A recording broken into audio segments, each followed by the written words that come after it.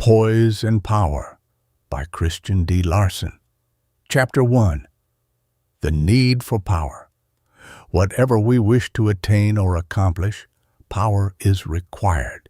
And since it is our privilege as well as our desire to attain much and accomplish much, any method through which we may increase our power will naturally receive our most direct and most thorough attention. The newest science of life has discovered such a method, and it is the purpose of the following pages to elucidate its principles and laws so perfectly that anyone can apply them with the greatest possible results.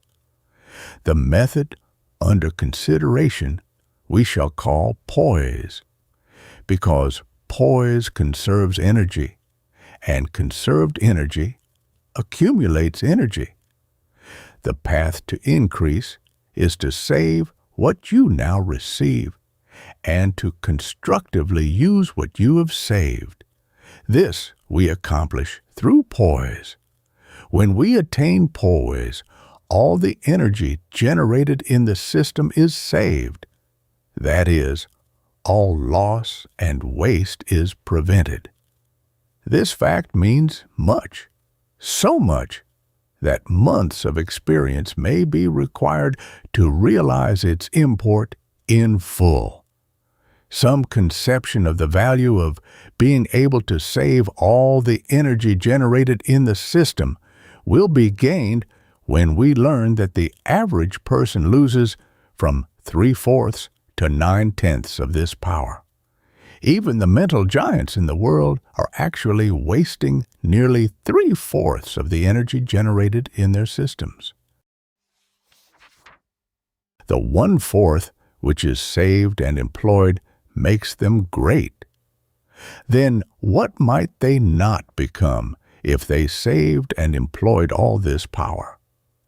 The human personality may well be termed a living dynamo, because the amount of energy generated in the average healthy person is simply enormous.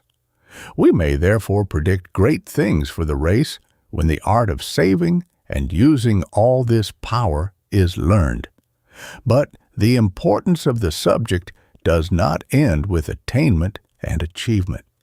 In fact, the art of saving one's power is of value in every department of human activity.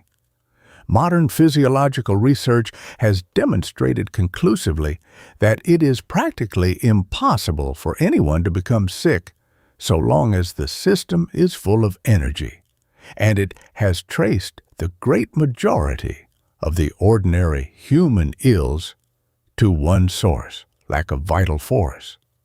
It is therefore evident that sickness could be wholly prevented had we some method through which all the energy generated in the system could be saved, because there is enough energy generated in the average person to perform several times as much physical or mental labor as the average person does perform. At the same time, he can keep the entire personality full to the brim with vital force. These are startling facts. And since poise will prevent all waste and loss of vital power, there can be nothing that is more important than the attainment of poise. When we enter the field of industry and witness the numerous failures on every hand, we find more evidence to prove that our subject is one which deserves the most profound attention, because is not a large number of these failures due to a lack of mental capacity? And is not mental incapacity almost invariably caused by a lack of energy? When the system is full of energy, physical endurance and mental capacity will both increase, and the mind with its faculties and talents will be constantly pushed forward. The result cannot be otherwise than advancement and greater success. The energy generated in the system, when saved, will push the individual forward to higher attainments and greater achievements, even though nothing else be done to promote progress. Everybody knows through experience that nothing can hold down the person who is literally charged with enormous energies. And we are all being charged every hour with enormous energies. But we do not retain them. We let 9/10 of this power slip away because we have not acquired poise. Power simply must press on to greater things, and he who is full of power will positively enjoy the privilege of continuous advancement. Add to the possession of power the constructive use of power, and we have the real secret of greatness. Chapter 2. Peace and Power Combined. Poise may be defined as peace and power combined, a state of being wherein you feel perfectly serene and exceedingly strong at the same time. Why peace and power must combine in the formation of poise is very evident when we realize that all disturbed action of power means loss of power. The mere act of being quiet, however, is not sufficient to present the loss of power. A quiet person is not any stronger than a restless or strenuous person. The fact that both peace and power may exist in the system at the same time does not prove that the person has poise, nor that any power is being saved. To acquire poise, peace and power must combine in consciousness and not simply exist side by side. A person may undertake to live the serene life and may become so quiet in mind that a large number of the faculties become dormant. During all this time, enormous energies are being generated in his system, but his peace has not been united with his power. Therefore, the power is lost. Power is saved, and poise attained only when the energies of the system work in a state of calm. It will therefore be seen that practically all the mental and physical actions of the average person are wasteful. Even the three most valuable actions of mind in the formation of advancement scatter forces to an extent that is startling. These three are ambition, enthusiasm, and determination, all indispensable but most detrimental as ordinarily employed. The ambition that is not calm produces a stir in the mind by a letting loose of mighty forces. A sudden determination to do something remarkable is usually a similar phenomena and is followed by reactions of, "What's the use?"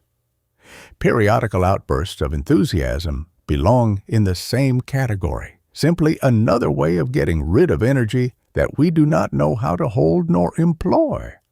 When the natural enthusiast acquires poise and learns how to use his powers constructively, he will become a genius. All forms of nervous feeling and nervous action indicate a lack of poise and are therefore channels through which a great deal of energy is lost. That phase of joy, which is usually called ecstasy, is another channel through which energy slips away.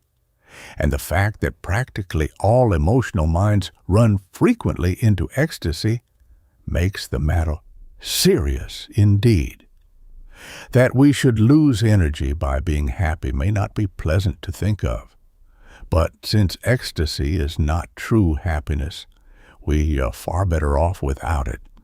All forms of passion and nearly all ordinary expressions of love waste energy to a great degree. Another fact that may not seem altogether pleasant, but since no action of mind is true unless it is in poise, we do not love with true love unless we love in poise. When we learn to love in poise, we shall never return to the old, semi-insane, wasteful method with its shallow, fleeting joys and its pangs of misery and despair.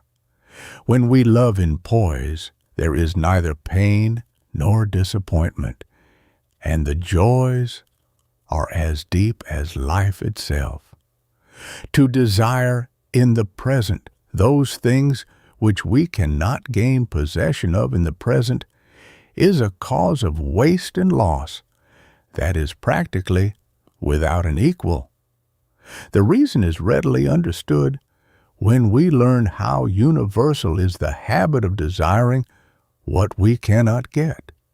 Why this habit wastes energy is due to the fact that whenever we desire anything, a great deal of force rushes to that organ in the body or that faculty of the mind that would be gratified should the desire be granted.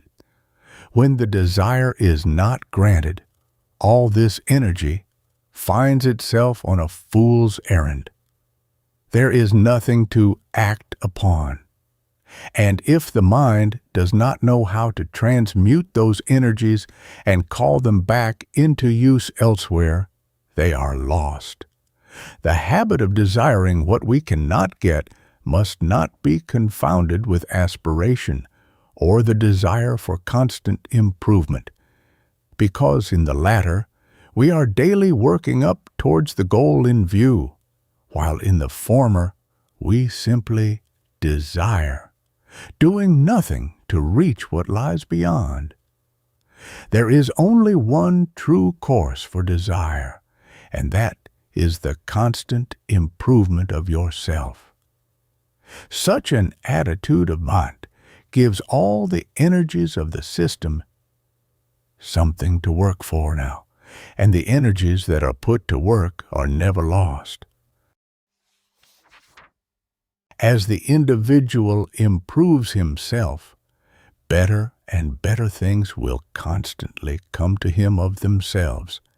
He will not have to desire better things. He will daily attract better things because he is daily becoming better.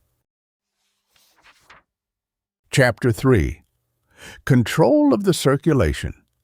One of the first essentials in the attainment of poise is to gain conscious control of the circulation, the object being to establish a perfect equilibrium among all the vital functions of the system. Poise is not possible so long as the circulation is too weak in some parts of the system and too strong in other parts. Therefore, the mind must learn to control and regulate the circulation according to the requirements of a balanced state. That the mind can increase or decrease the circulation in any part of the system is a well-known fact. And since a great deal can be gained through this accomplishment, every effort should be made to perfect it to the highest degree. To control the circulation, the mind should not use will force, but should concentrate with feeling upon that part of the body where an increase of the circulation is desired. When a decrease of the circulation is desired anywhere, attention should be directed to the opposite side or opposite extremity of the body. When you are in a keyed-up condition, too much blood is being drawn to the brain. The equilibrium of the system is disturbed, and you are entirely out of poise. The result is a great loss of energy, as well as the formation of a number of undesirable conditions. To overcome this condition, direct the entire attention upon the feet and gently pass thought vibrations down through the body. Mind should feel deeply and serenely during this process and should hold in consciousness the thought of accumulation. In a few minutes, a balanced state will be realized, and a fullness of life will be felt throughout the system. There are a great many people who are keyed up nearly all the time, and there are many more who permit themselves to get into that state whenever anything extraordinary is about to transpire. But since the system is practically emptied of energy during such a state, no one can afford to permit even a slight tendency in that direction. When such tendencies are felt, they should be counteracted by gently passing the circulation down through the body. To hold the thought of accumulate just during this process will prevent further loss at the time, because the energies always obey the desire of the predominating thought. When you are in a dull, stupid, inactive state, the system is out of balance, and you are out of poise. To overcome this condition, the circulation should be gently and moderately drawn towards the brain until a condition of increased activity is being felt throughout the system. To draw the circulation towards the brain, direct attention with deep feeling upon the back brain and desire gently the forces of the system to move upwards. A few minutes' practice is usually sufficient to restore normal activity. A dull condition of the system should never be permitted for a second, because it not only means loss of energy, but it indicates that disease of some kind is brewing. The threatening evil, however, can be nipped in the bud by the simple method just given.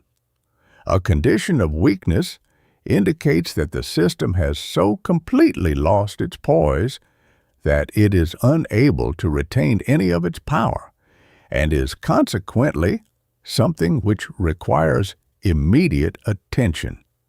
The remedy is to concentrate upon the abdominal region and cause the circulation to increase in the vital organs. Immediately this is done, there will be a sensation of returning strength, and if the process is continued at frequent intervals, the normal conditions will soon be restored.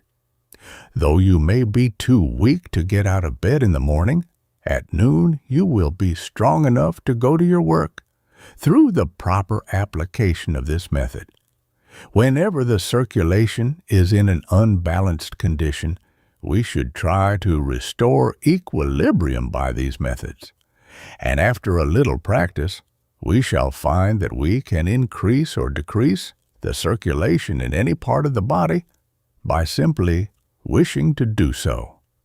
In preserving the health, this accomplishment will be found of extreme value, and in addition, we shall learn to remove a number of physical conditions through which energy is wasted and lost.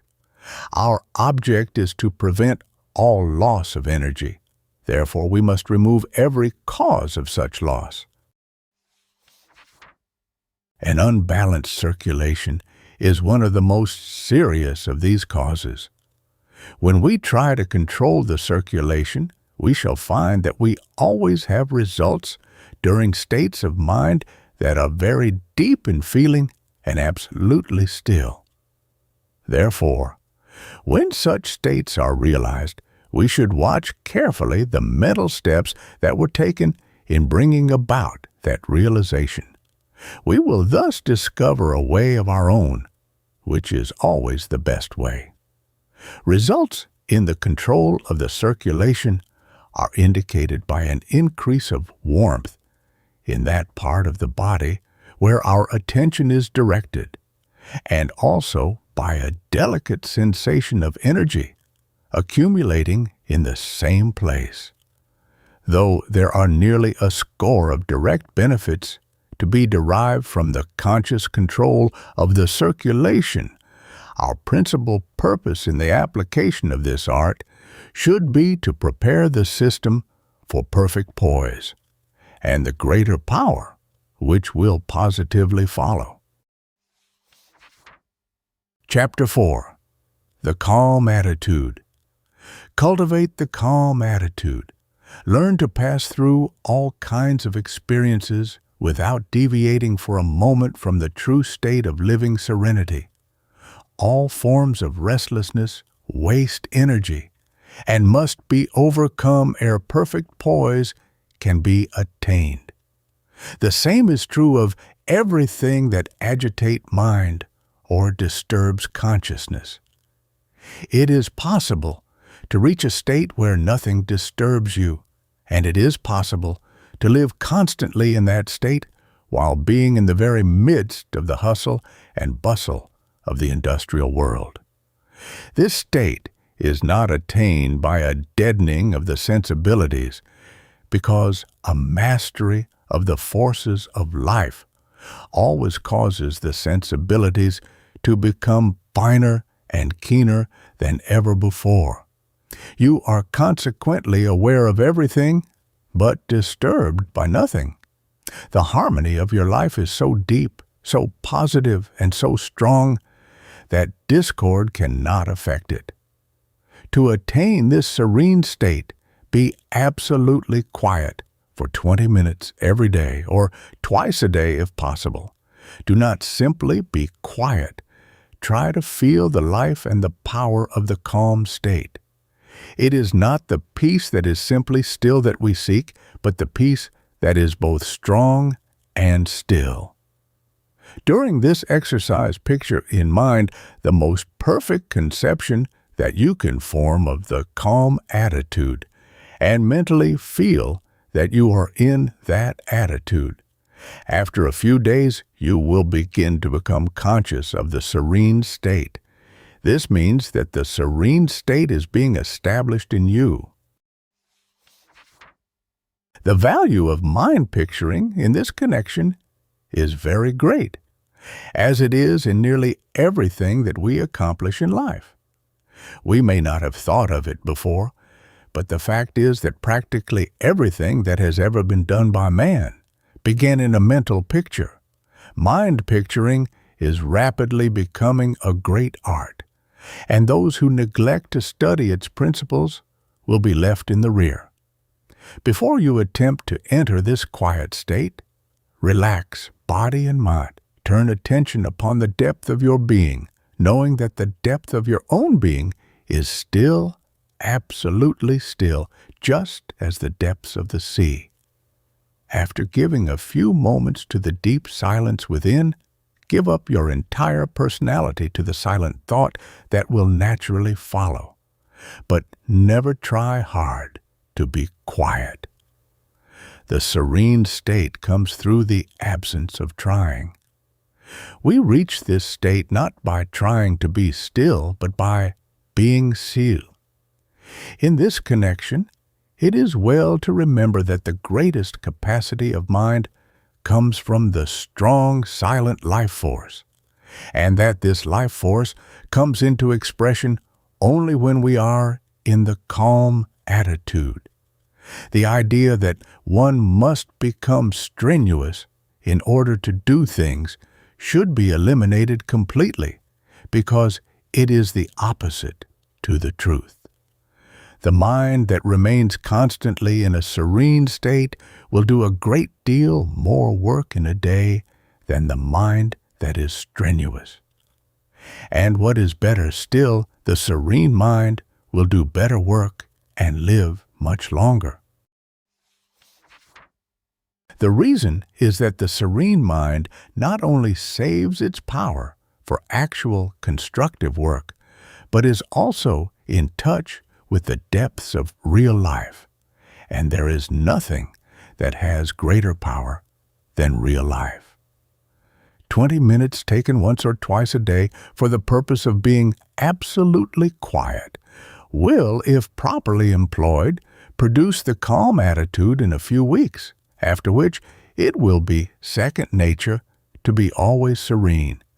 Every night before going to sleep, concentrate quietly upon the brain center for a few minutes. During this process, gently draw all the finer forces of the mind towards this center. The effect of this method is truly remarkable, not only in a general way, but in several particulars, All forms of nervousness can be cured with this method, and it has never been known to fail in the cure of insomnia. It is a present help in the overcoming of all kinds of physical or mental disturbances, and can cure all kinds of aches and pains of the head almost instantly. It is a well-known fact that all kinds of nervousness, including nervous prostration, are produced by discordant vibrations in the nerve forces, and that all these nerve forces proceed from the brain center. Therefore, when a mental state of perfect peace and harmony is concentrated upon the brain center, the vibrations of the nerve forces will be made harmonious. The result will be relief in a few moments, with perfect harmony throughout the entire system. Nervousness wastes energy to an enormous extent, therefore. If we wish to save our power, we must proceed to remove this condition at once. The method just presented will absolutely remove every trace of nervousness and is so simple that anyone can apply it correctly. The brain center may be located as a point midway between the opening of the ears, or at that point where the spinal cord unites with the brain. Nerve force is generated in the brain and passes from the brain to the spinal cord, and thence to every part of the system.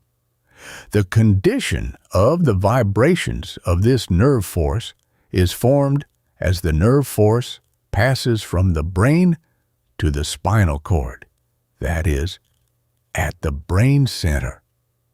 Therefore, if we wish to change the vibrations of the nerve force, we must act upon the brain center.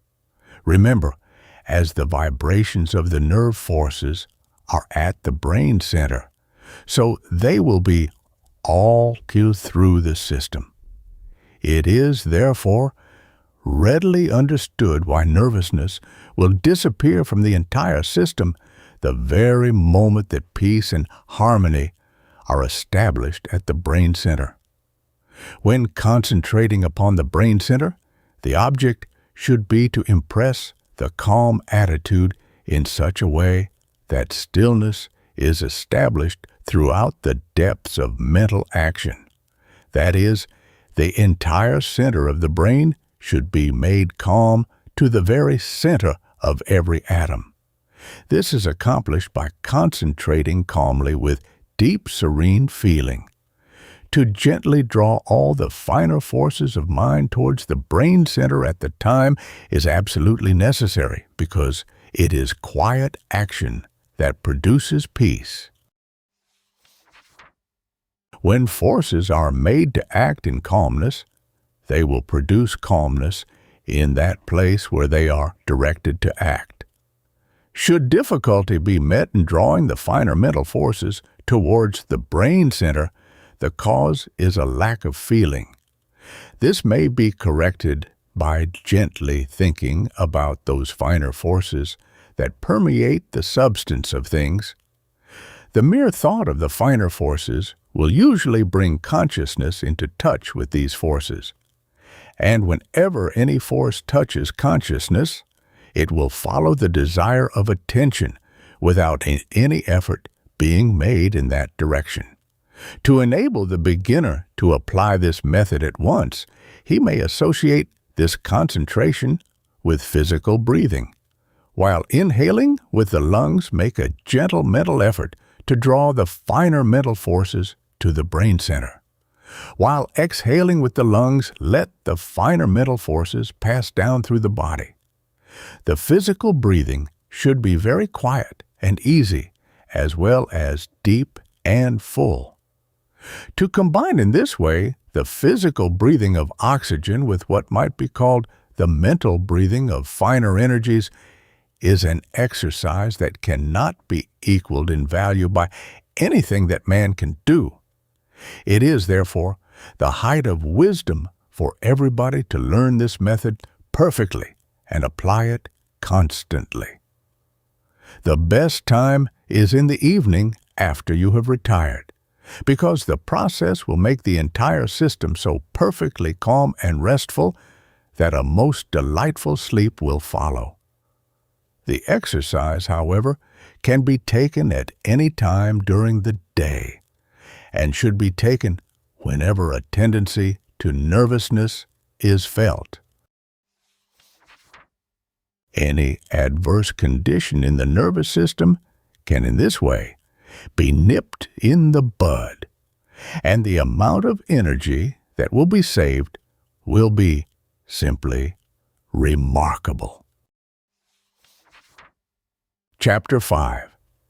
Serenity and Inner Power. The calm attitude is indispensable to the attainment of poise, but the fact that the calm attitude has been attained does not prove that poise has been acquired.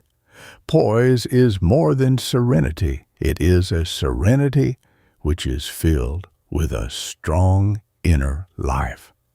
Therefore, when you are in poise, you not only feel perfectly calm, but you also feel immensely strong, and it is perfectly natural that you should feel immensely strong while in poise.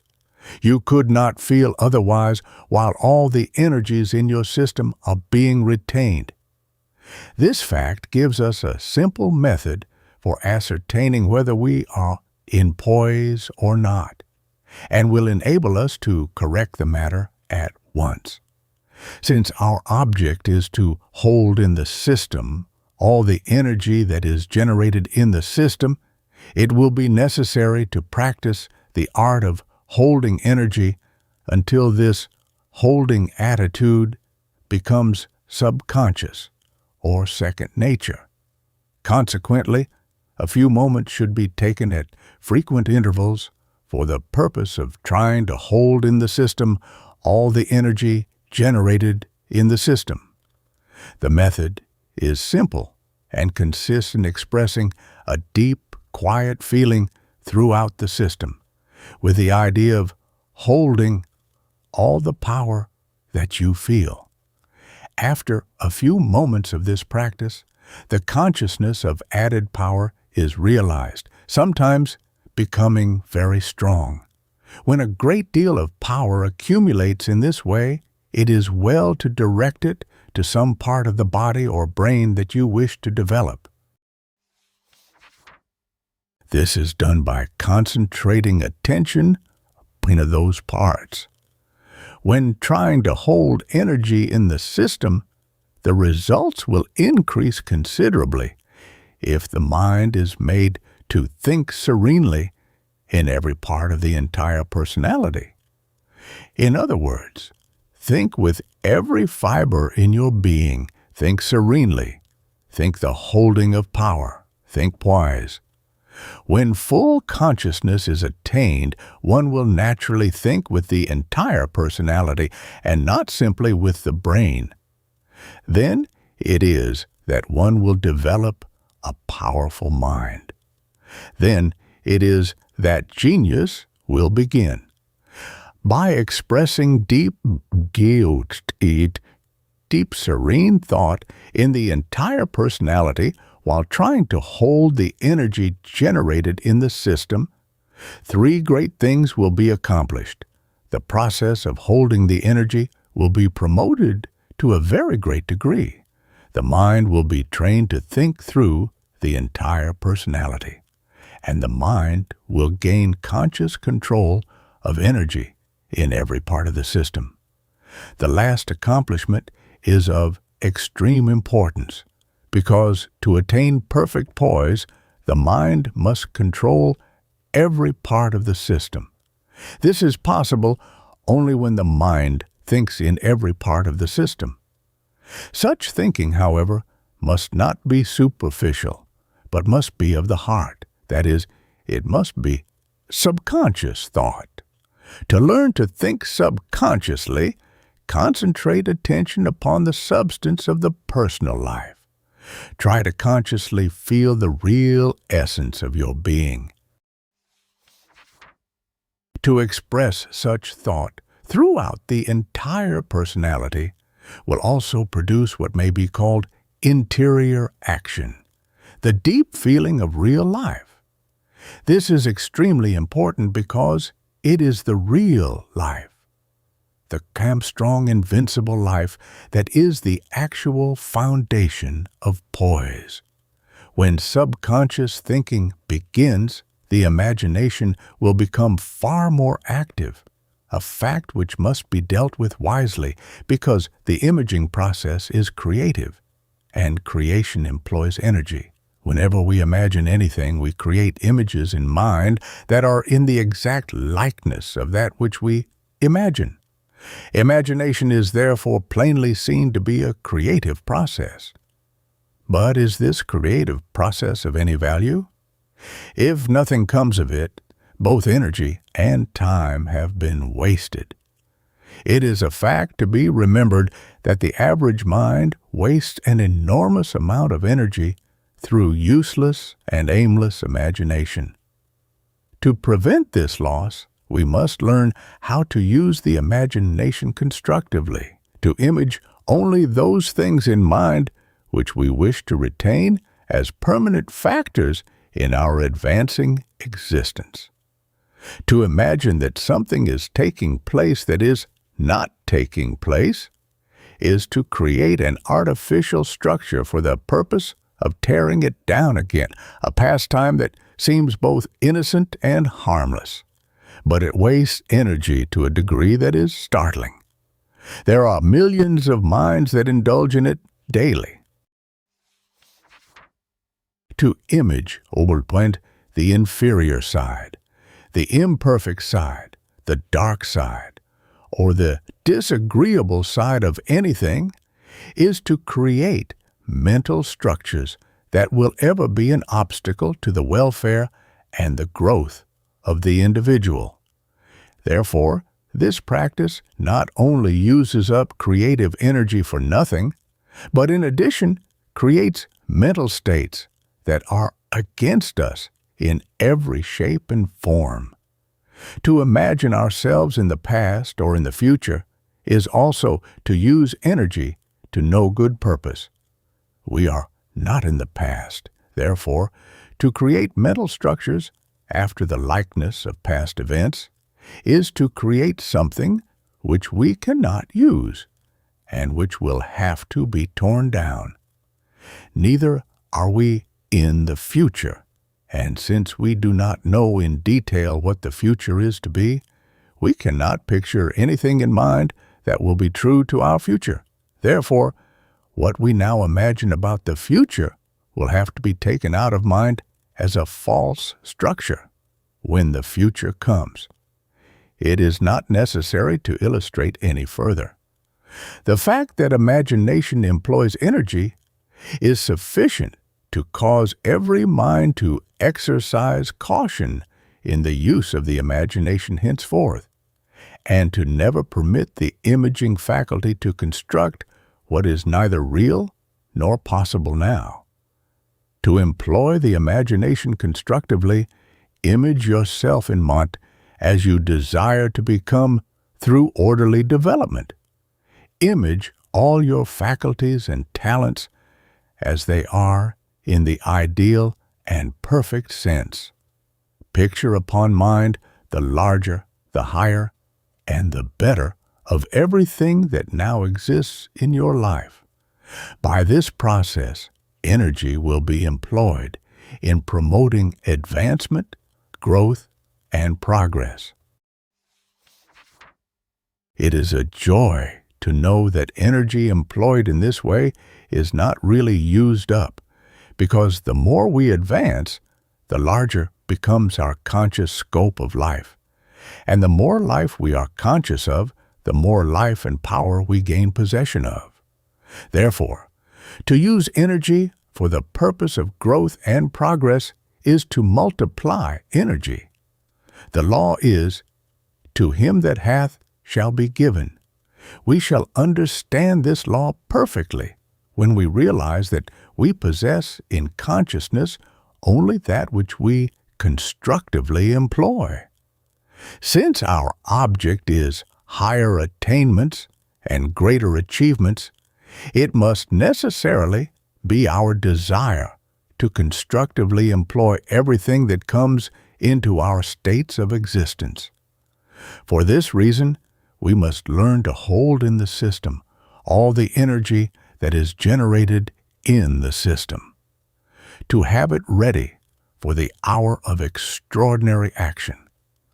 The secret of great achievement is to hold all energy in poise until required, and when required, to direct it through concentration into the proper mental channel. The advancing mind may be called upon to do something remarkable at any time. Therefore, it is the height of wisdom to learn how to hold all the power in the system, so that there will be abundance of energy to apply when the occasion demands. After we have employed, with thoroughness, the various methods for holding energy in the system, we shall find that a great deal of energy will begin to remain naturally in the system, and it is then that we shall begin to become conscious of real poise. Such consciousness will aid remarkably in the further promotion of poise, because when we learn what poise really feels like, the mere thought of poise will increase the poise. We shall then find more evidence to prove the great law, to him that hath shall be given.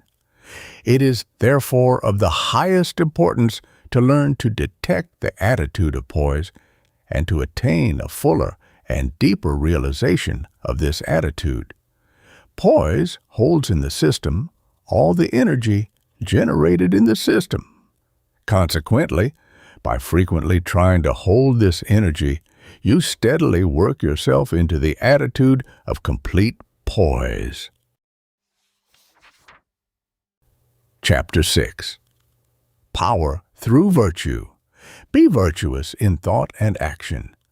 The gain of power through virtue is truly remarkable. Never think of sex relations. To do so will turn energy towards functions that cannot be used now, and all such energy is lost. Energy should be turned only into those organs, functions, and faculties which can make constructive use of energy now.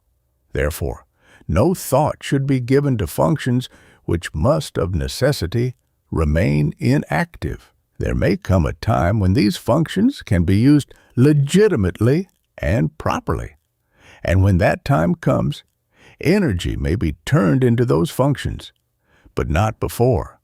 If you're unmarried, never think of sex at any time. Never permit even a mental tendency toward such desires. Every time you think of sex, a certain amount of sex desire will be expressed, and the expression of such desires mean that creative energy will flow towards the sex functions. But what becomes of this energy? The law is that all energy that is caused to accumulate in a function that is not used is lost. It is therefore evident that an enormous amount of energy is lost through the lack of virtuous thought. In the average person, there is a subconscious tendency to give up a certain amount of energy every day to the sex function. Through this tendency, energy is constantly flowing into the sex function, to be utterly wasted and lost.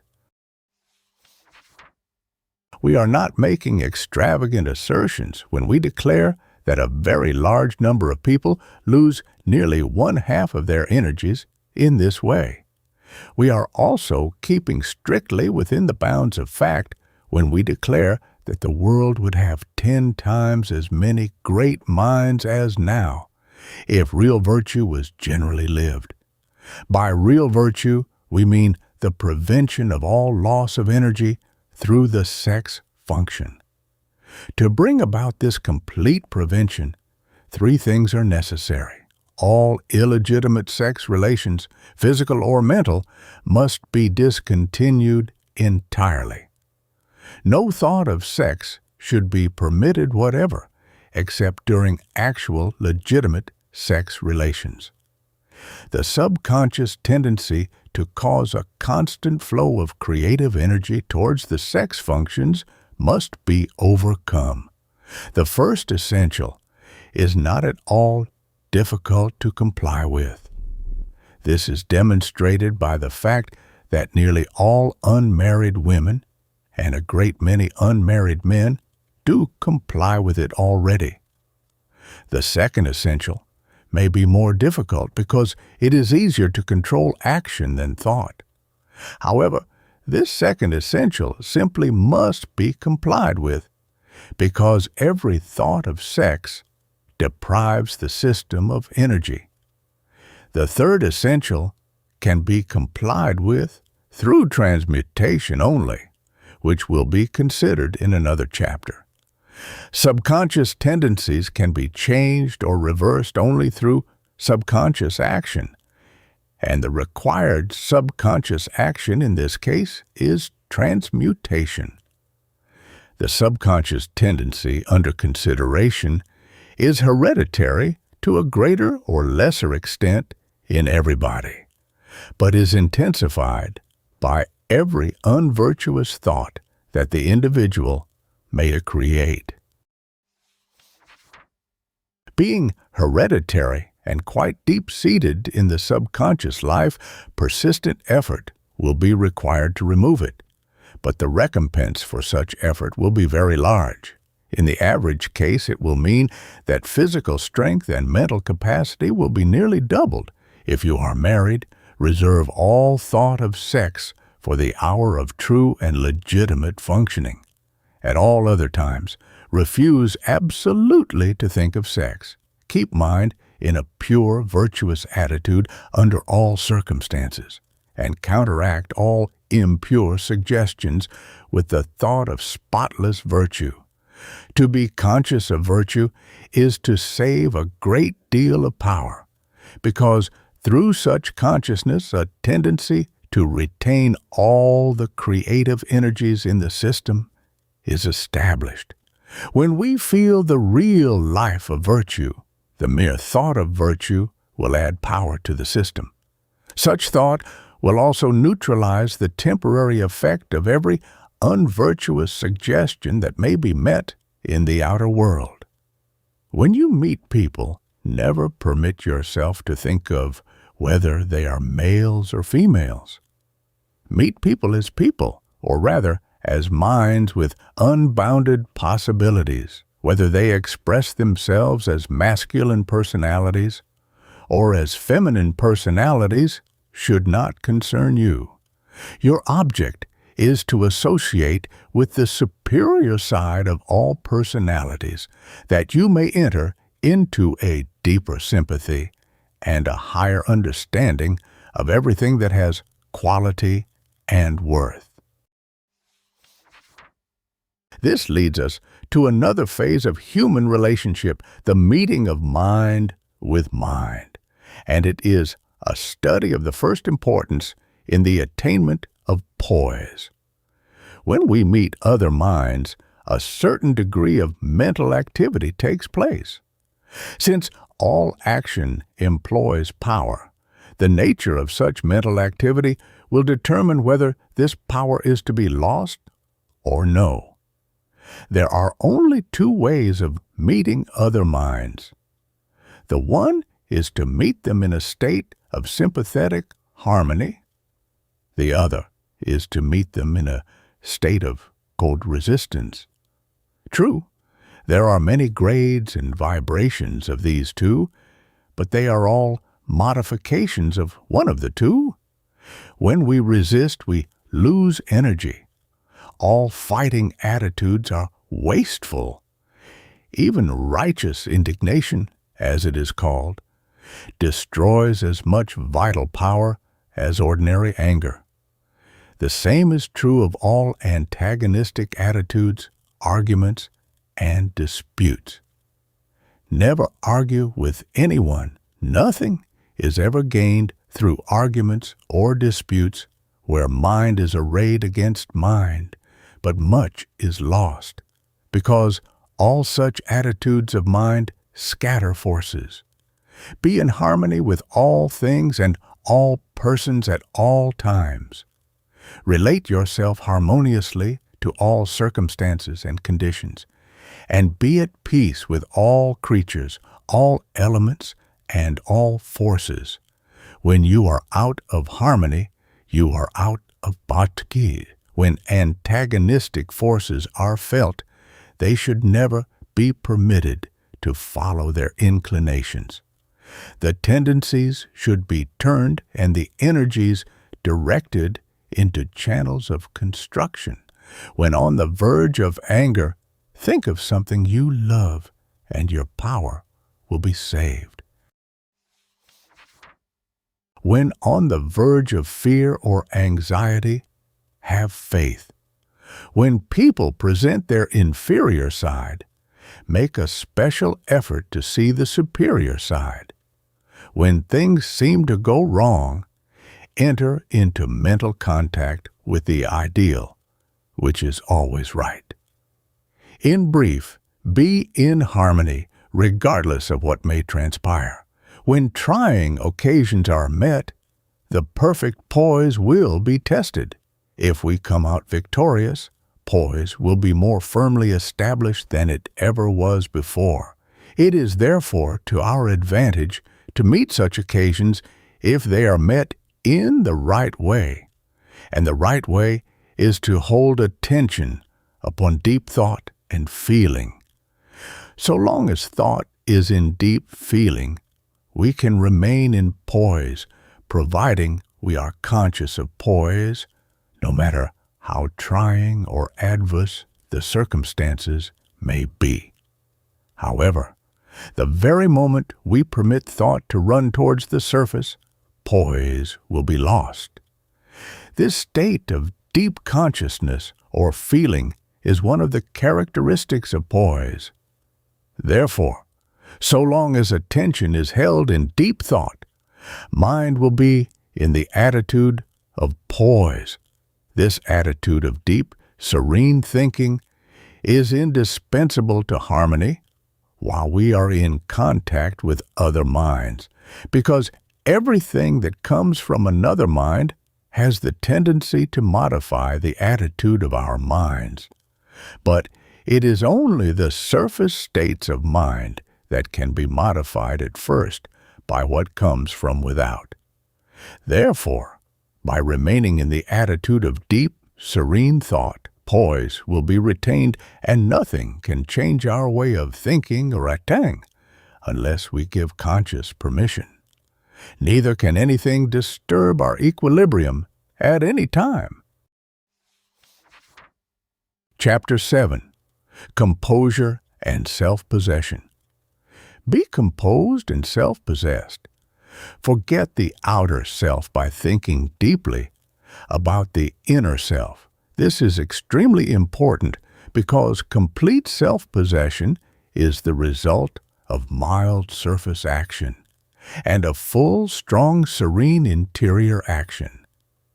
To forget the outer self does not mean to ignore the objective and the physical life, but to establish the center of conscious action in the larger interior life.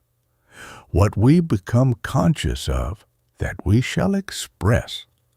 Therefore, when we consciously live in the larger interior life, we shall express a larger measure of life, and consequently, the outer self will be far better supplied and cared for than if we lived on the surface. In the attitude of complete self-possession, the mind has full conscious control of every action of the personality and can therefore prevent every unnecessary movement of thought or muscular activity. It is a fact to be well remembered that every unnecessary movement of mind or body is an uncontrolled movement, and that every uncontrolled movement wastes energy. In the average person, restless, nervous, uncontrolled action is almost a habit, appearing especially in unnecessary movements of hands and feet. This is a lack of poise and must be overcome. However, when we try to remove unnecessary surface action, we are liable to be drawn to the opposite extreme and become too quiet. In this age, when the inner life is being studied so extensively, a great many arrive at the conclusion that the serene life is the only true life.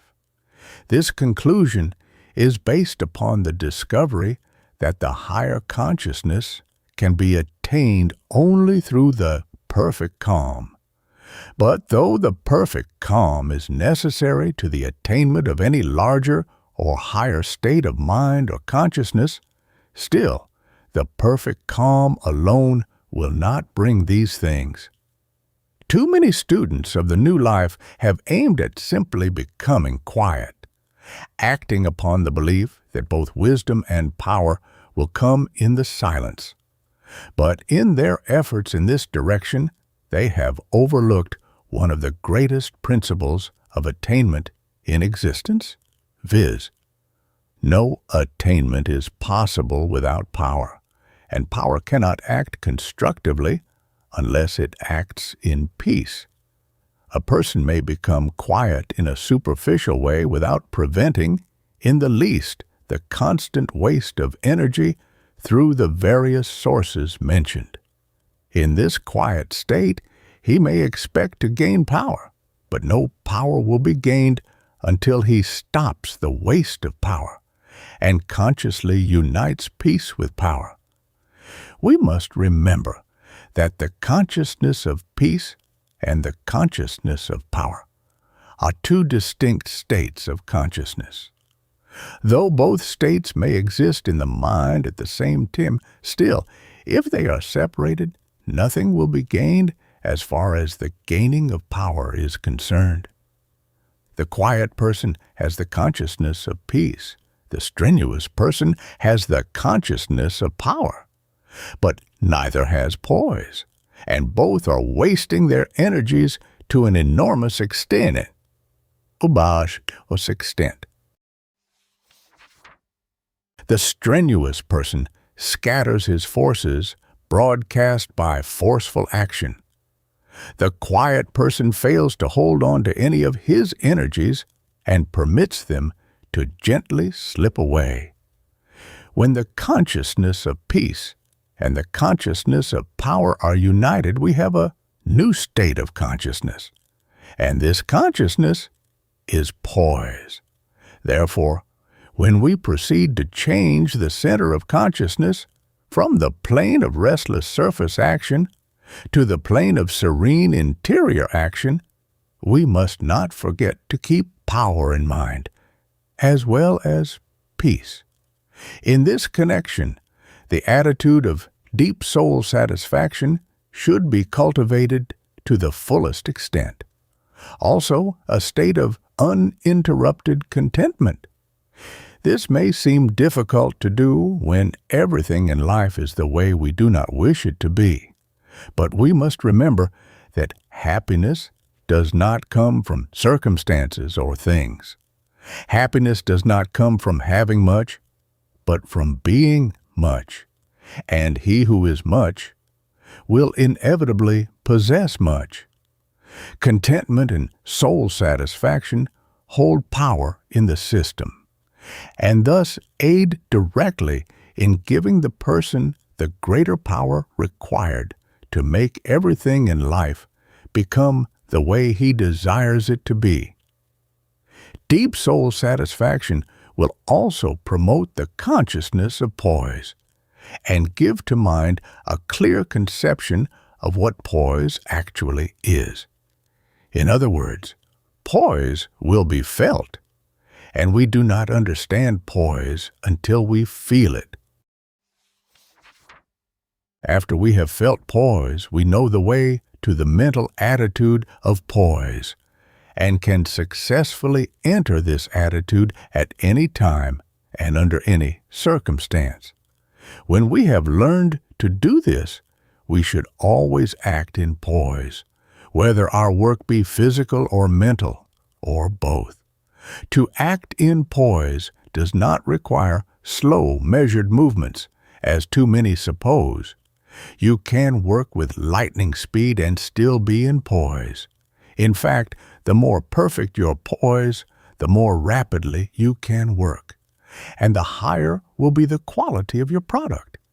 It may appear to be a startling fact, nevertheless, it is true that when you work in poise, you will never feel tired, providing you secure 8 hours sleep out of every 24.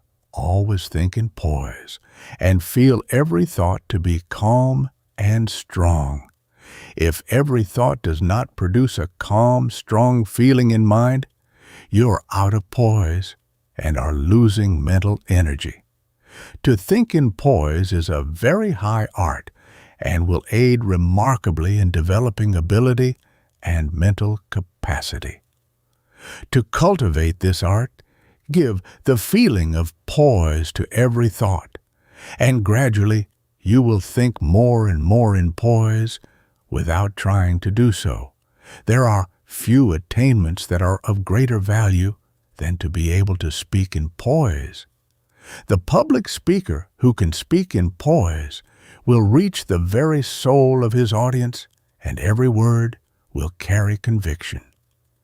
The same is true of the musician who can sing or play in poise, also of the actor who can act in poise. In our daily association with people, we shall find that the word spoken in poise is the word which produces the results desired.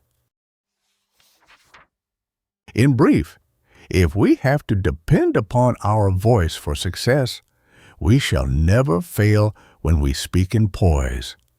To cultivate this fine art, speak gently, calmly, and with serene power. It is not necessary to always speak slowly, but every word should have soul, a strong, silent soul. Another great attainment is to be able to read in poise, though the average person is never in poise while he reads. The cause of this is the habit of rushing through an article to get the main points or skimming over as much matter as possible in a given time. When we read something which is not interesting, we pass on as rapidly as possible to get through with it.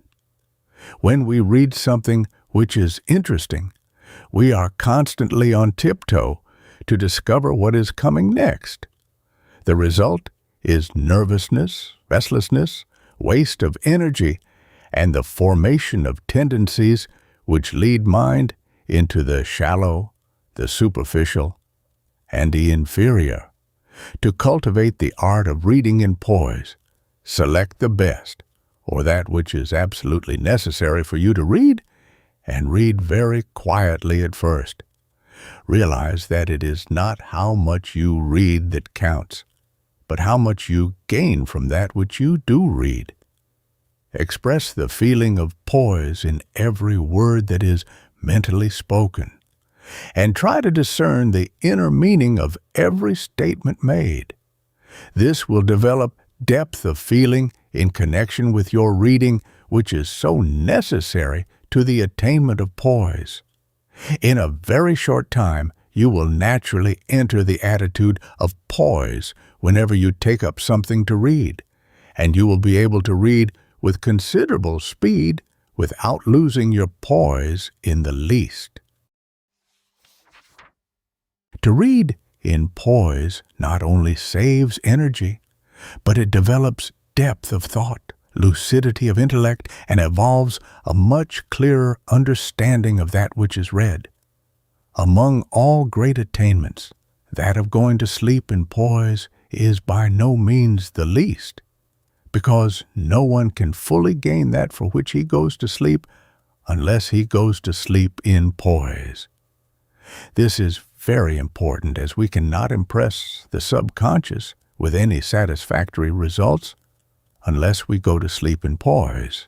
Recent investigations have demonstrated the fact that the subconscious will respond to any idea or desire held in mind as we go to sleep, and also that the great possibilities of the within can in this way be gradually brought into expression.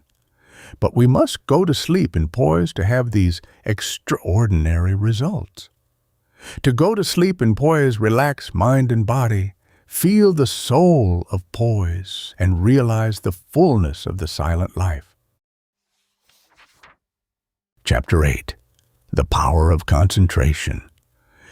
The attitude of poise demands perfect concentration because all mental energies that are not concentrated are scattered, and scattered energies are always lost.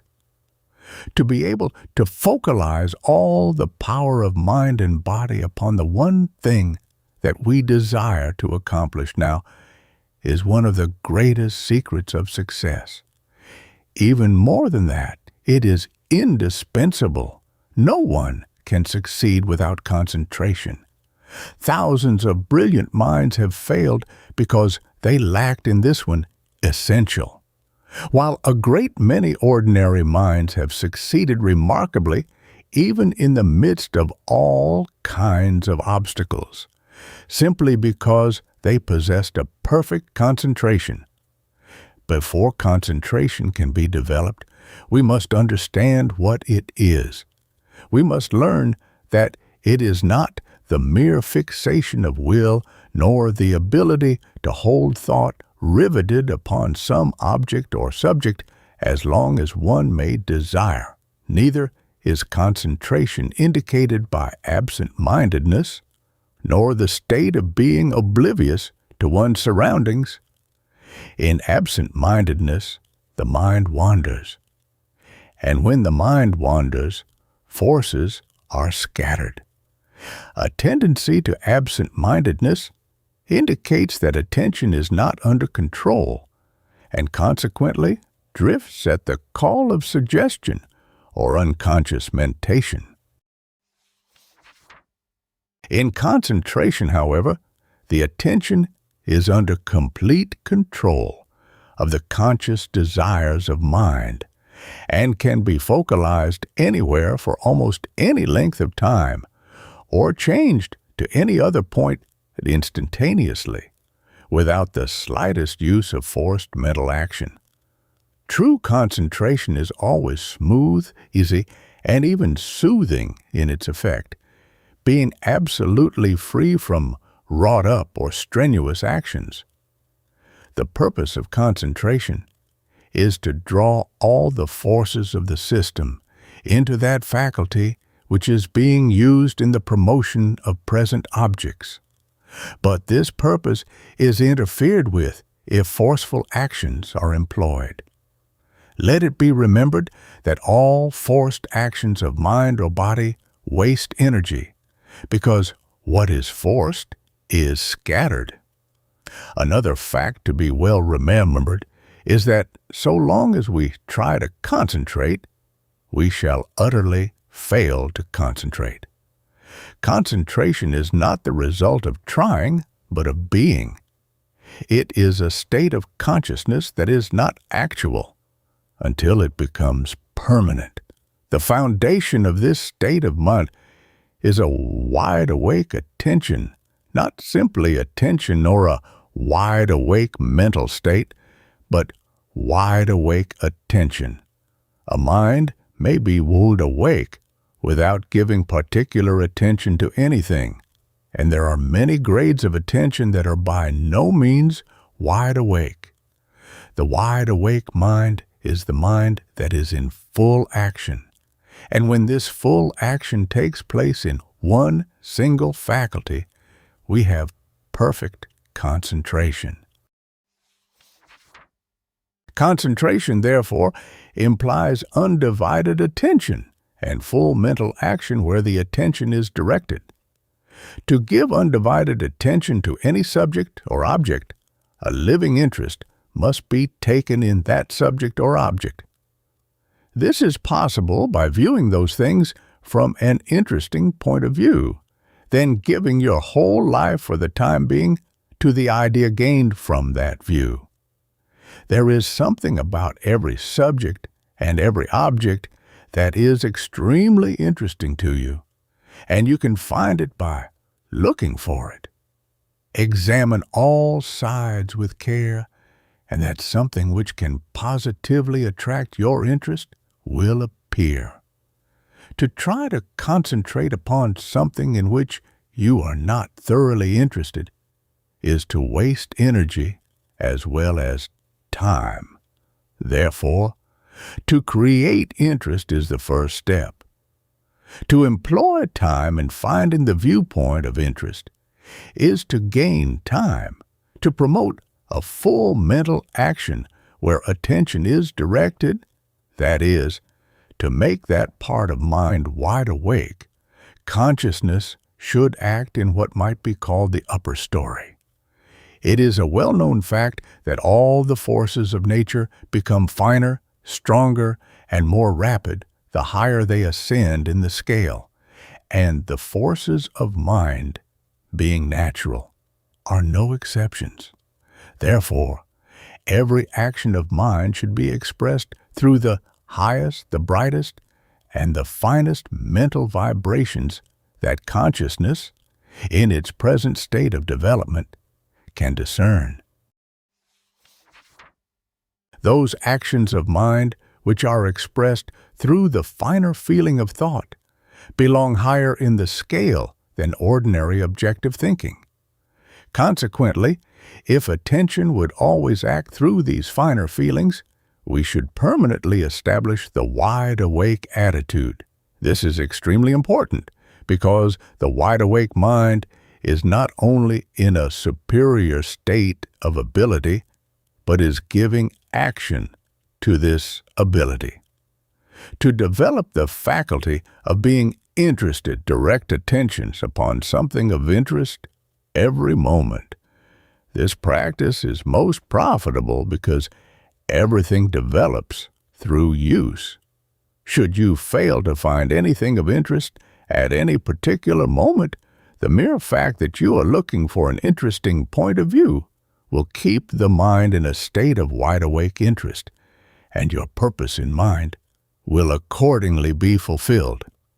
While directing attention upon various points of interest just for practice, the point of interest may be changed as frequently as desired, though it is well to give attention to one subject as long as the interest is naturally full and strong, because this will develop the tendency to see everything through to a complete finish. While concentrating upon the work we have in hand, it is well to seek the various points of interest connected with that work, and to give attention alternately among these various points.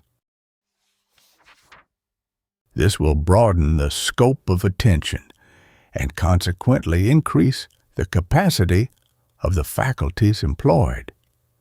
These changes of viewpoints, however, should not be too frequent, but how frequent, the individual must decide. The object being to promote a full, strong interest in every phase of the work, and to give our individual attention to every part when that part receives attention.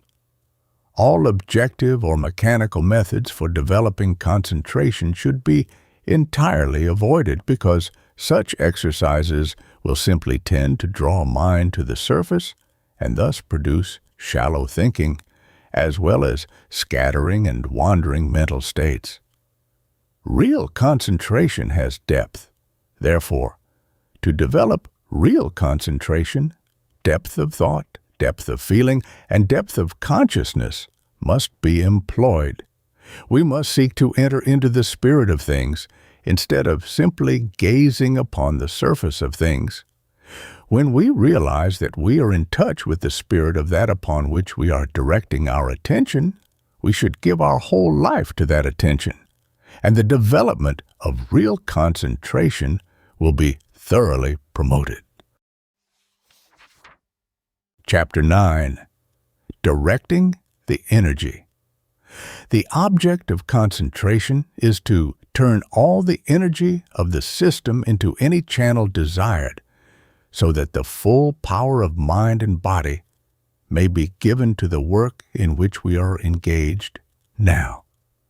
Experiments have demonstrated that all those forces in the system which do not follow fixed tendencies will, of themselves, accumulate wherever attention is directed. Therefore, those forces can be gathered at any time and at any place by simply concentrating in the proper way. But there are a great many forces in the system that follow fixed tendencies, and that flow steadily through the channels of these tendencies, practically undisturbed by the ordinary processes of thinking, feeling, or acting. They are not affected by concentration. No matter how perfect concentration may be, they absolutely refuse to turn in their paths and go where attention may be directed. This, however, is a serious matter, because a large amount of energy is hourly being thrown away through such tendencies that lead to the surface, towards inferiority, or towards functions that are not being used at present. In a previous chapter, we mentioned the fact that every person is born with the tendency to give a certain amount of energy every day to the sex function, whether that function is being employed or not.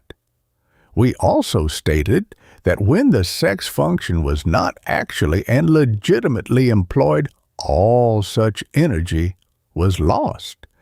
It is therefore evident that a certain amount of energy is constantly being lost through this tendency, whether the person be single or married, moral or immoral. And it has been demonstrated that some persons lose as much as 1/2 of all the energy generated in their systems through this one channel. But this is not the only fixed tendency through which energy is lost. Every habit which exists for mere gratification is founded upon a tendency that leads energy away into nothing. Temper is another, worry still another. Likewise, the tendency to become depressed at every indication of reverses. The person who becomes angry whenever he is antagonized has a fixed tendency towards anger, and energy is being lost through this tendency every hour. The person who worries whenever things look dark has a fixed tendency towards worry and is hourly losing energy through this channel. The person who becomes easily depressed has a fixed tendency towards depression and is every hour giving up energy to this channel of waste. In this connection, we must remember that every fixed tendency conveys energy. That is, energy is constantly flowing through every fixed tendency. And if the tendency is one of the many just mentioned, all that energy is being thrown away. Why the average person loses fully 9/10 of his power is therefore easily understood. Since concentration does not affect the forces which follow fixed tendencies, we must find something which does, because we cannot permit this great loss to go on. The remedy is found in transmutation, which is the power to change forces into different rates of vibration. The law is whenever any force changes its vibration, it changes its channel of expression and is at once distributed throughout the system. But it will readily follow any other tendency in mind that may be strong at the time. Therefore, through transmutation, all the energies that are flowing away will be checked and converted into different forces, and be drawn into those new channels where concentration is acting at the time. In this way, transmutation places all the forces in the system in the hands of concentration. To the beginner, transmutation may seem to be something extremely difficult, if not impossible, but it is really very simple and is of such extraordinary value that it should be mastered at once. The principle is to change the rate of the vibrations of all the forces in the system so as to divert their courses. This is done through a simple act of consciousness. To proceed, realize fully that you are the supreme master of all the forces in your system, and that you can change them and direct them as you like. Have full faith and confidence in this conviction, keeping the idea before mind constantly for some days. When you are ready to begin experiments, place yourself in a quiet attitude and remain perfectly still for some moments. Breathe deeply, but quietly, and through the control of your mind produce a balanced condition of the circulation throughout the system.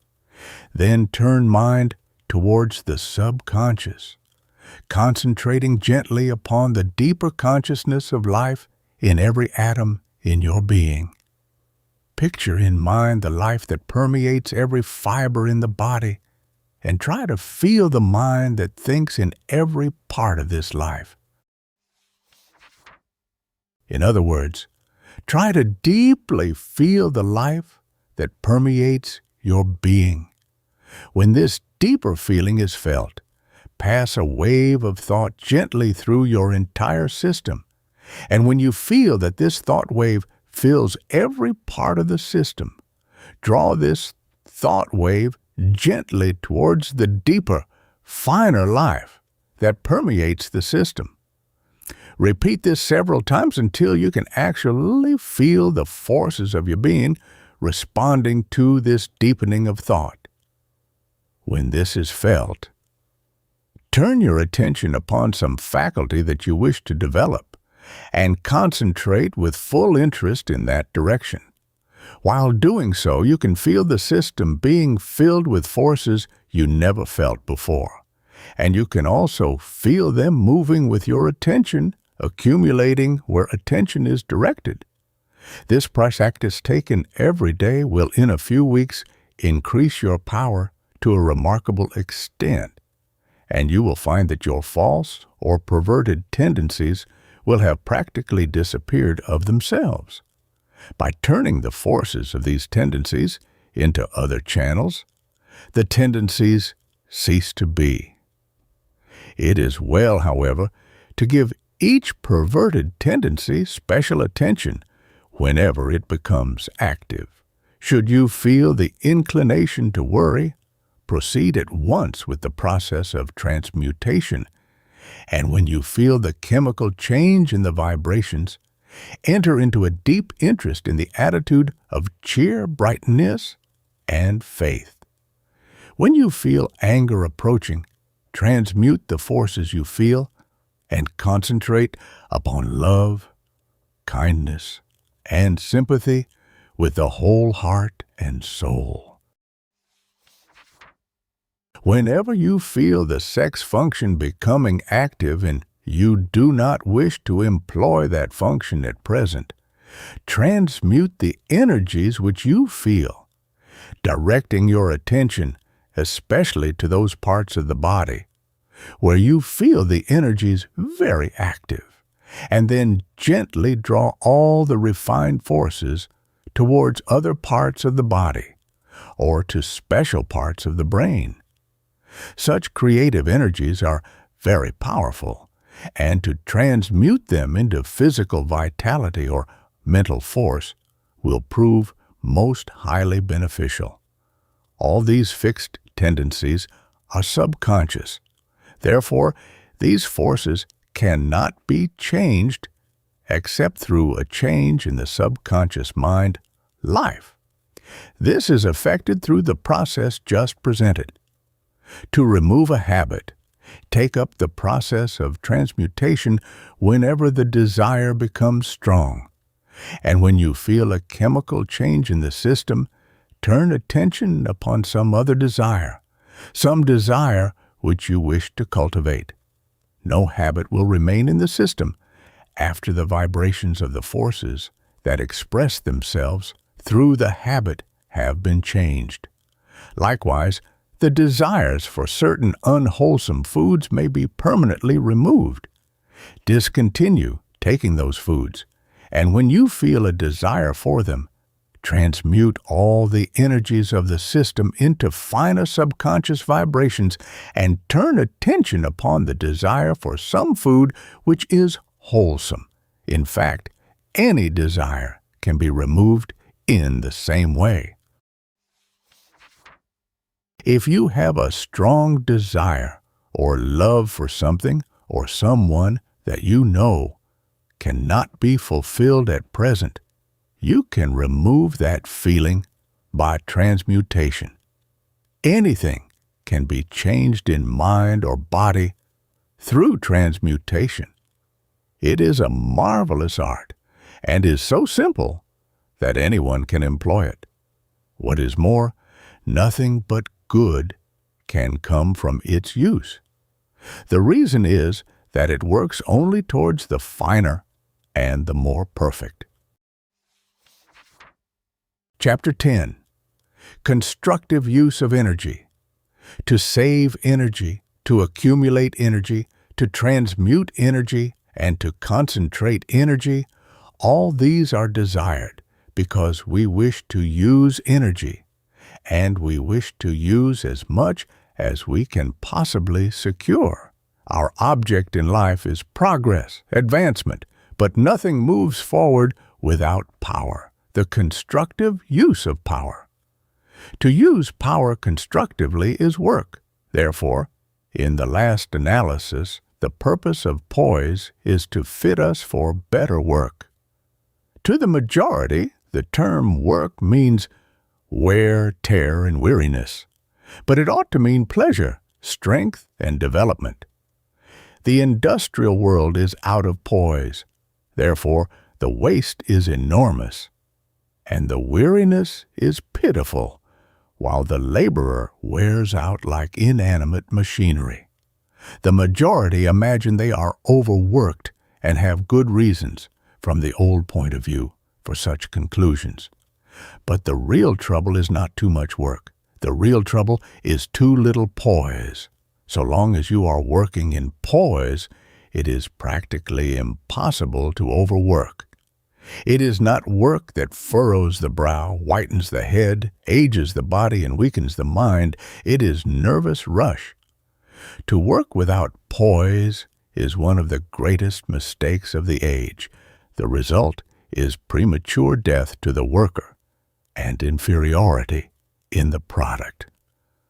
The person who works always in poise will live longer, accomplish more, do better work, improve constantly, and enjoy every moment of existence. When we work in poise, works gives strength, never weariness. This is a statement that may seem absurd, but you can prove it to be true.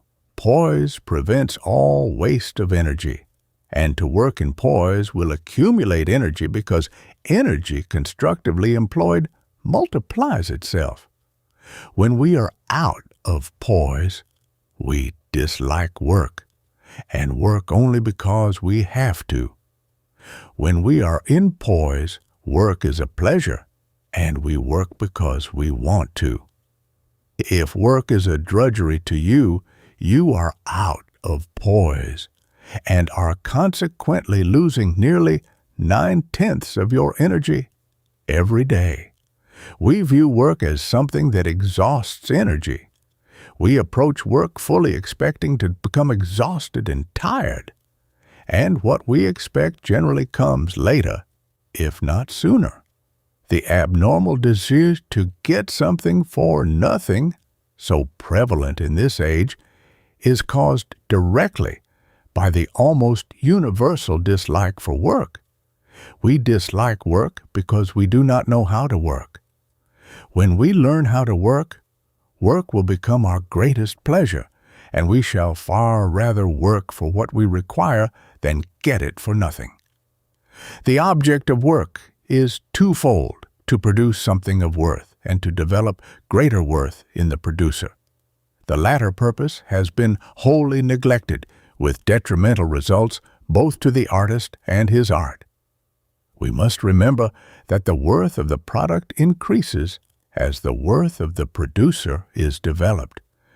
Products of high quality bring high prices. It is therefore profitable for the producer to develop himself perpetually.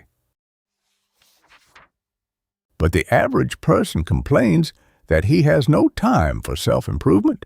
Most of his time is required at his work, and when he is not working, he is too tired for study. Such statements, however, indicate that poise has not been discovered. The fact is that when you work in poise, all the faculties that you employ at your work can be developed while you work. Then, when your evening comes, you will not be too tired for study. You will not be tired at all. Therefore, a few hours of study will be thoroughly enjoyed. To work in poise does not mean to work slowly. While you are in poise, you can work with great rapidity without losing any power whatever. To work in poise is to express all your energies through the attitude of supreme serenity. The most powerful forces of nature, electricity in particular, move in absolute stillness, but with an enormous speed. The creative powers in man can do the same, would do the same if mind was always in poise.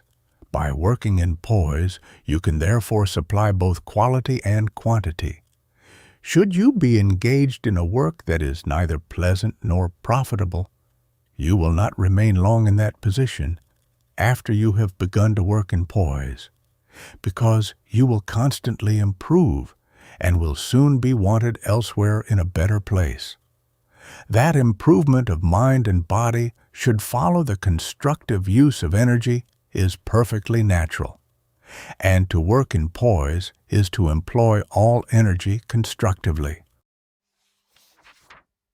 Exercise promotes development in every case. And what is work but exercise?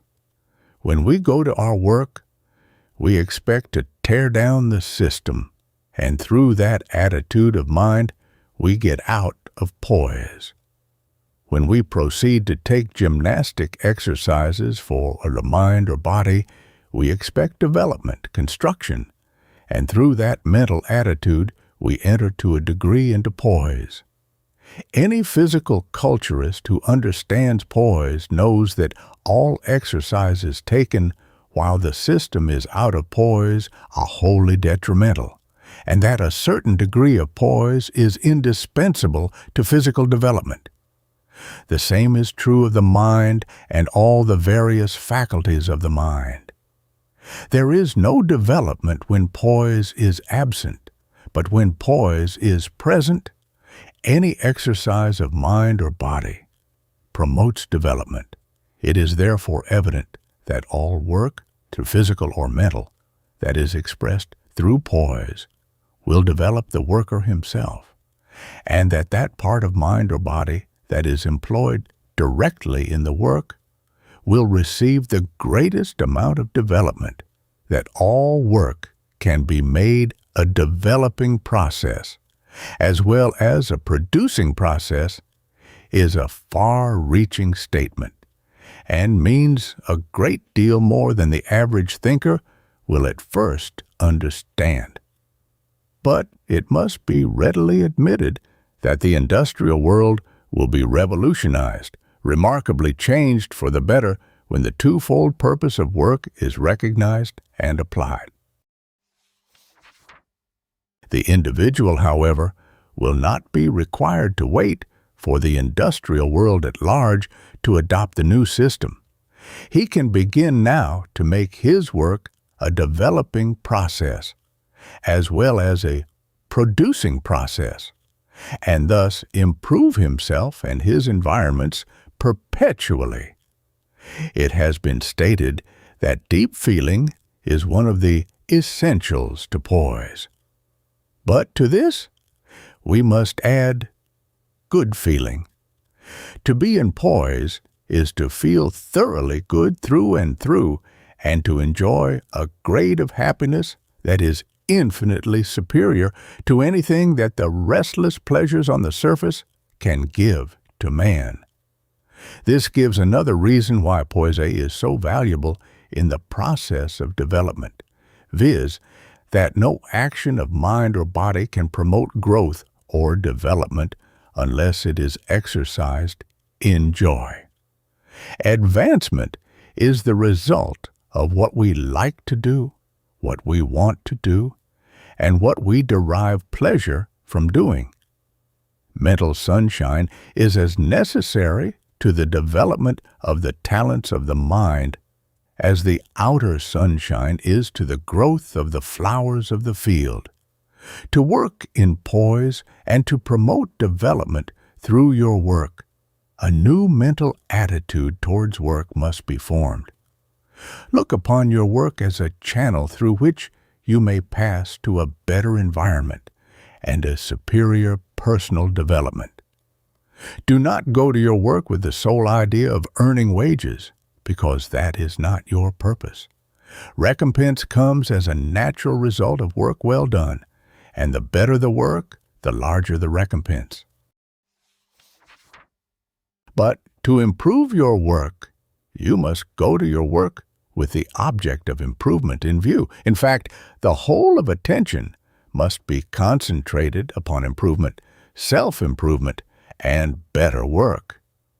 The person, however, who simply works for wages will not give his first thought to improvement. Consequently, there will be no improvement, neither in himself, his work, nor his salary. Work for something else besides wages, and better wages must inevitably follow. Work for improvement both in yourself and in your product.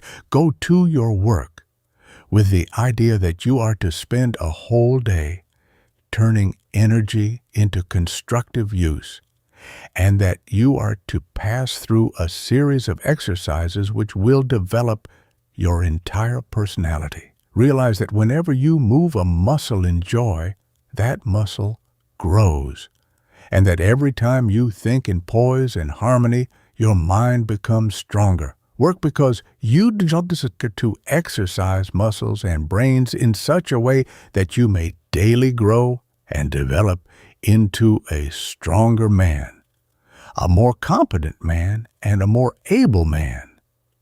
Never go to work with the idea that you are working for a living.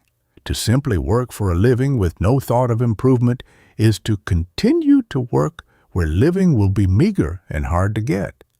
But when you look upon all work as a constructive process in yourself, and use all work for building up mind and body, you will not only make a living, but you will make a better living every year. What is more, you will at the same time be making for yourself a better life. It has frequently been stated that it is only those who love their work who work well, but the majority have answered by saying that it is practically impossible to love work under present industrial conditions, and from their viewpoint they are correct. However, anyone can love his work when he knows that it is always a means to greater things, and it is. Work in poise, work in the right mental attitude, and your work will positively be a means to something better. Think of growth while at work. Feel the expansive process of development all through your system whenever you move a muscle or think a thought. Work in the spirit of joy. This becomes easy when you know that every action is a stepping stone to greater advancement. Do not work in the belief that you have to decrease in life or energy in order that your products may increase. Work in the realization that the more you produce in the world, the more power, life, ability, and capacity you produce in yourself, and that the greater the things that you construct, the greater you yourself become. The same building process that you apply upon things should simultaneously take place in yourself, and it will if you make work a developing process as well as a producing process, and always work in Poise. Chapter 11. The Art of Resting.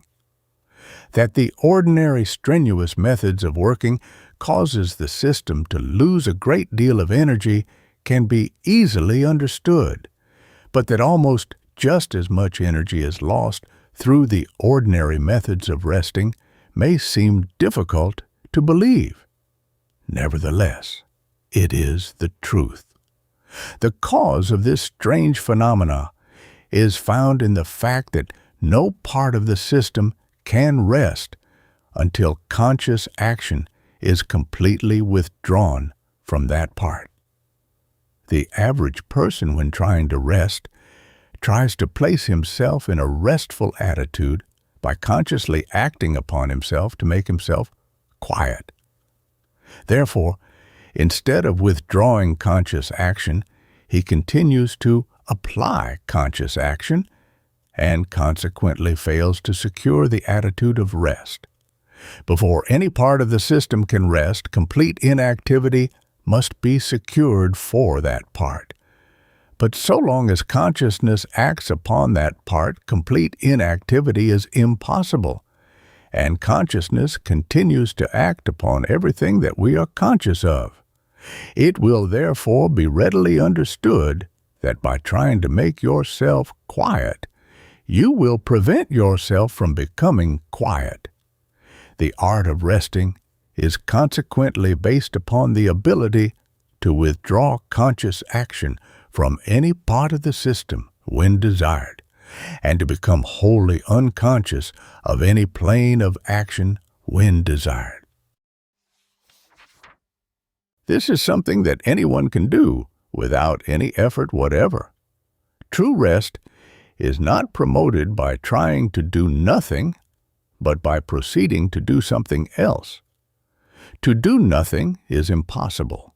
Therefore, to try to do nothing is to resist nature, and to resist anything is to lose power.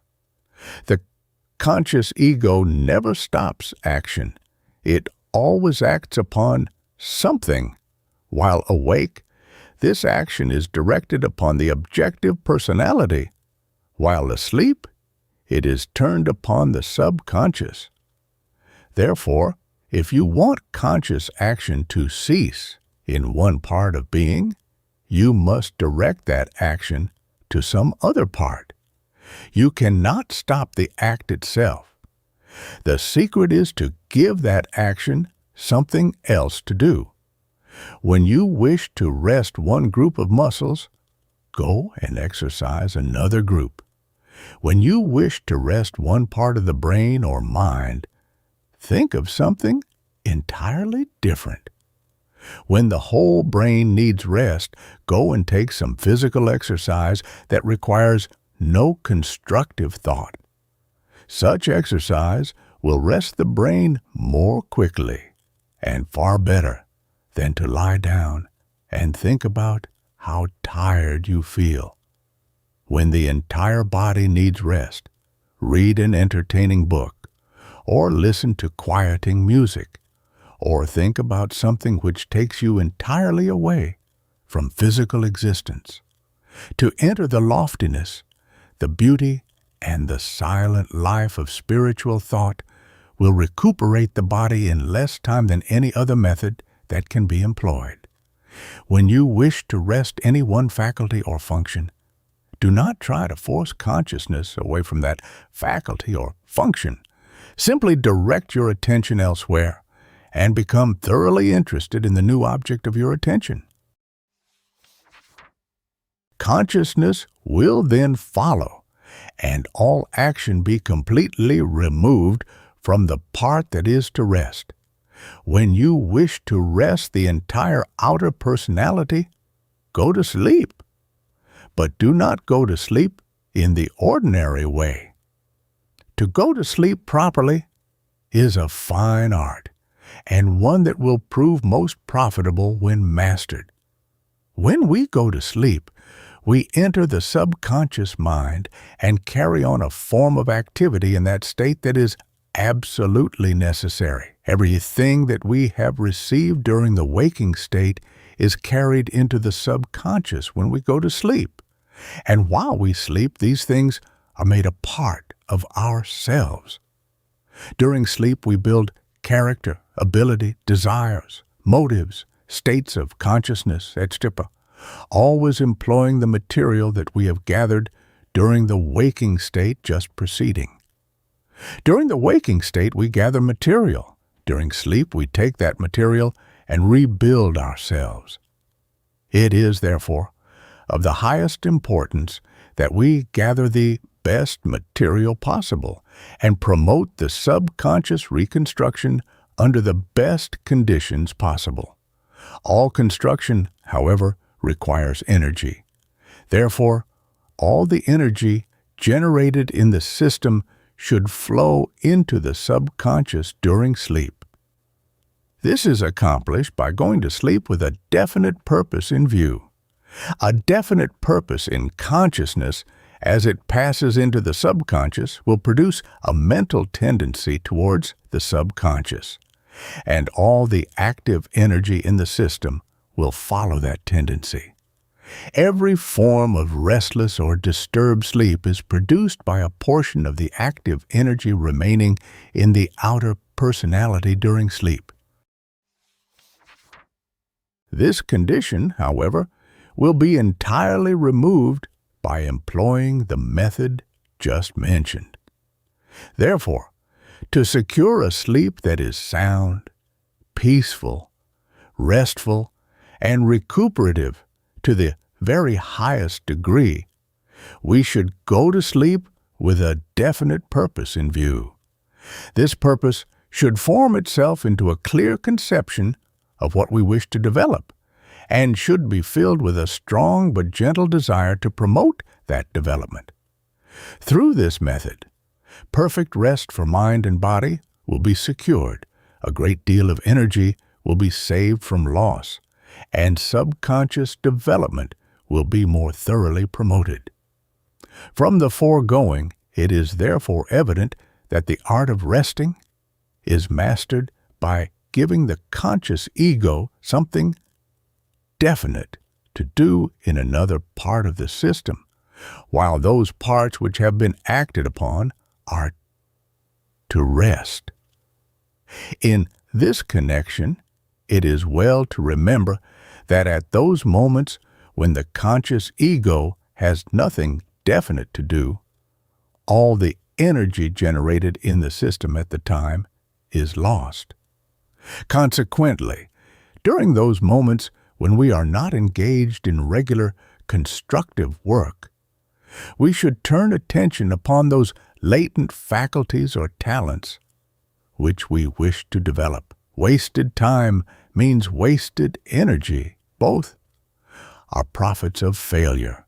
The belief that we are resting and recuperating during those moments when we are generally inactive is not true. General inactivity is impossible. What is called general inactivity is simply the scattering of forces, letting all the energies slip away, because they are not directed into something constructive. Energy is being generated in the system constantly, and if this energy is not given constructive work, it will scatter and disappear. Therefore, When we are through acting constructively in one line, we should immediately turn to another.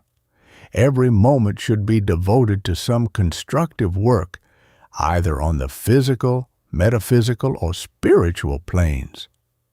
To devote certain regular hours to these three planes alternately every day is of the highest value, because such a practice will not only give regular rest to each plane, but will employ constructively all the energy of the system, every moment of existence. The result will be the higher development of the whole man, the one perfect goal we all have in view. Chapter 12.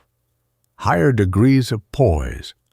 Poise is peace and power combined. Therefore, if we wish to increase the degree of poise, we must increase the depth of the peace and the greatness of the power. Every method through which this can be accomplished should be employed. Though our poise may be perfect now, and though all the energies we now possess may be preserved and constructively employed, that does not mean that we have come to the end of poise and its possibilities. There are degrees of poise, any number of degrees, and after we have become conscious of poise, the higher degrees should be sought with untiring perseverance. The greater the poise, the greater the capacity of mind and body, and the greater the reserve force of the entire system. To attain higher degrees of poise, the realization of peace should be deepened, and the consciousness of power should be enlarged. To bring these things about, the subconscious mind should be employed extensively, because it is always the wise way to go direct to the source when we know the source. And the subconscious is the source of everything. When we daily impress the idea of peace upon the subconscious, we will daily receive a deeper and deeper realization of peace. When we daily impress the idea of power upon the subconscious, we will daily receive a larger and larger consciousness of power. What we sow, we reap, and the subconscious is the field wherein everything may grow and flourish. To impress the subconscious, turn attention to the depth of life, thought, and feeling, and think about what you desire to bring forth from the great within. The deeper the feeling of this thought, the deeper will be the impression made, and the sooner will results appear. To think deeply of peace while concentrating attention upon the depth of mind is to impress the idea of peace upon the subconscious. It is to sow the seed of peace, and the harvest will invariably be peace, 30, 60, or 100-fold. All ideas or impressions that enter the subconscious multiply, just as a single seed placed in rich soil produces a multitude of seeds. To think deeply of power while concentrating attention upon the inner mind is to impress the idea of power upon the subconscious. And by daily impressing the desire for more power upon the subconscious, we arouse and awaken more power in the subconscious, and thus increase the capacity of power to a very great degree. This practice, if continued, cannot fail to produce most remarkable results. In fact, it is something so extremely valuable that it has but few equals. To those who do not understand the nature of the subconscious and who do not know where to turn attention while trying to concentrate upon the subconscious, we will state that every desire which is deeply felt will impress itself upon the subconscious. This impression will become deep and well established if that desire continues to be deeply felt for days and weeks. When the desire is directly concentrated upon the subconscious mind itself, the results will naturally be greater and will appear in less time. To exactly locate the subconscious mind is not necessary. Neither is it possible because the subconscious is practically unbounded. We can, however, form in mind some idea as to the sphere of subconscious action, and it is upon this sphere we must concentrate. The mind does not simply occupy the brain, but the entire personality. And as the subconscious permeates the essence of the mind, as water permeates a sponge, we understand that the subconscious thoroughly fills the entire being of man, though acting upon a finer plane of life. Therefore, to concentrate upon the subconscious, direct attention upon the finer plane of life, not at one particular part of the system, but through the entire system. To gain a larger and a better consciousness of the subconscious, so that we can constantly feel this immense state of life and thought within us, is of the highest importance. Because when this is gained, every thought that we deeply feel enters subconscious life and will produce results accordingly. All psychologists agree that the subconscious is immense, beyond comprehension, and that the possibilities which are latent in the subconscious of every mind are marvelous, to say the least. To unfold these possibilities is therefore to take a direct path to genius and extraordinary ability. That genius does exist in the subconscious of every mind is no theory, but the conclusion of the most careful research in this great mental field.